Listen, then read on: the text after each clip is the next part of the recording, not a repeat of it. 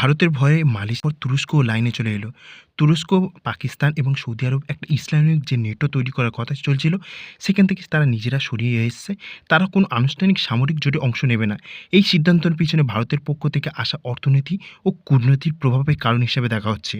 ২০২৫ সালে মে মাসে ভারত পাকিস্তানের উপর যখন অপারেশন সিন্দুর করে, তখন তুরস্ক সরাসরি পাকিস্তানকে সমর্থন করে শত শত ড্রোন সরবরাহ করেছিল। এরপরে ভারতের একটা প্রচুর বড় জনরোষ সৃষ্টি হয় তুরস্কের উপর।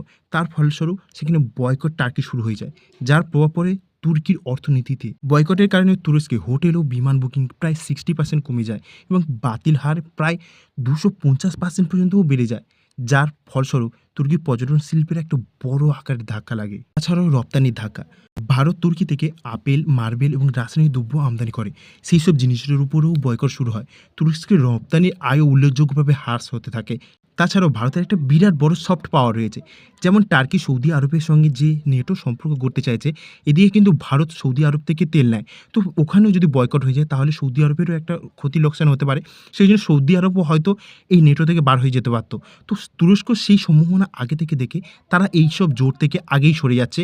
এবং তাছাড়াও রিসেন্টলি ইন্ডিয়াতেই এসে এখানে অনেক বড় বড় ডিল সাইন করে গেছে। সুতরাং ইন্ডিয়ার সফট পাওয়ারটা বিরাট বড়। ওভারঅল এইসব কারণে টার্কিও এখন ভয় পাচ্ছে যে যদি তারা এই ইসলামিক নেটো করে এবং পাকিস্তানকে নিয়মিতভাবে অস্ত্র, ভারত যদি পাকিস্তানের উপর আক্রমণও করে, তাহলেও তারাও এই যুদ্ধে সামিল হয়ে যাবে। ফলস্বরূপ একটা টার্কির বিরাট বড় ক্ষতির সম্ভাবনা আছে। সেই সব ওভারঅল কারণে তারা এই জোট থেকে বেরিয়ে আসছে। সুতরাং টার্কি জানিয়ে দিয়েছে তারা এরকম কোনো জোটে আবদ্ধ হবে না।